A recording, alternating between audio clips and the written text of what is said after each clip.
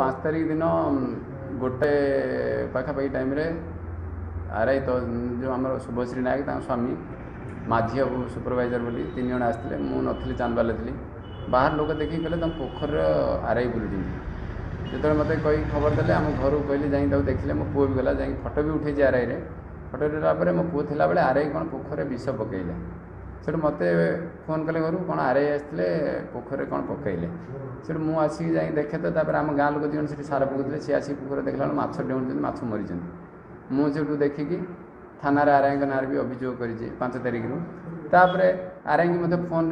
करके जोगाजोग कली कि मैडम आप कौन किसी जनइले मो बादी पोखरी कहीं आते ना से जगह एविक्शन होता आम जाइलु बोले मुझे तो किसी जानी मो बादी उपरे कौन पे आप विषटा ढाड़ी गले मो पुओ देखी कहले ना आम कौन विष नहीं आ सी कौन हो आम जानू तुम माछ कौन पर मरी आमको जना नहीं मुझे पचारि थाना अभियोग कलापर आज 12:45 बेले मो ना गोटे चांदबाल तहसिलदार सुशांत सुतार 2021 मसीह मत धमकई ते 1,00,000 पेनाल्टी कर 1,69,100 टकर आज गोटे नोटिस कर कौन पाई कर जानी मत धमकई मुझे हाईकोर्ट जाइली 595 प्लट्रे गोटे करी गाँ रास्ता संप्रसारण सब लोक माड़ी बसती से दलीय लोक बोलिकी मत से धमकई मो दलीय लोक सी तुम सहित कंप्रोमाइज कर जाओ मुझे बुझी ना तुमको हैरान हरकत करी दुनिया प्रकार धमकई सब गणमाध्यम प्रकाश पाई